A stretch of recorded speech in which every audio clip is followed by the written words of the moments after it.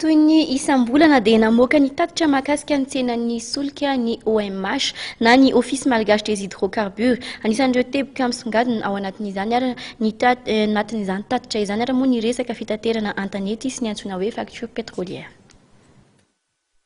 Mitana toerana lehibe eo amin'ny tsenan'ny solika eto amintsika ny fitaterana antanety raha ny tatitra izay navoaka ny Office Malgache des Hydrocarbures.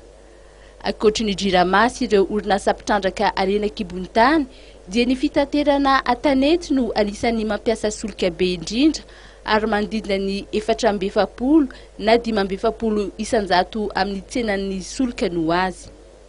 Ny fitaterana antanety izay tena fampiasa eo amin'ny fitateran'olona sy fitaterana entana dia mampiasa ny 550 isanjato ny gazoil eto amin'ny tsena raha ny voalaza. Raha ny mikasika ny antsoina hoe facture pétrolière indray no resahana dia nahitana fiakarana izany ho iatran'ny OMH. Izany dia vokatry ny fiakaran'ny abetsaky ny solika nafarana izay nahatratra 310 sy 400 sy 500 sy 1 tonna metrika sy ny fiakaran'ny vidin'ny kafa izay lasa $17 ny tonna metrika ny volana janoary hatramin'ny volana novambra raha oharina ny tamin'ny tonna 12 sy 20.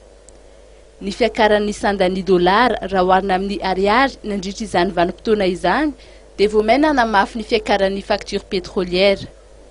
Nisy roa samihafa raha ny fanamariana ny hoentin'ny OMH ny vidin'ny solika teto amintsika nanomboka ny 12 aogositra ka hatramin'ny 17 ny volana septambra 2022.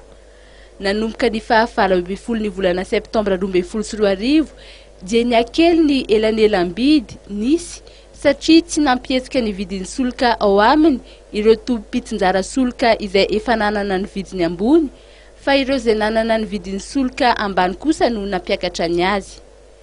Raha oharina ny tamin'ny taona 12 dia nahitana fiakarana $700 isaky ny litatra ny lasantsy, $700 isaky ny litatra ny pétrole ary $700 isaky ny litatra kosa ny gazoil.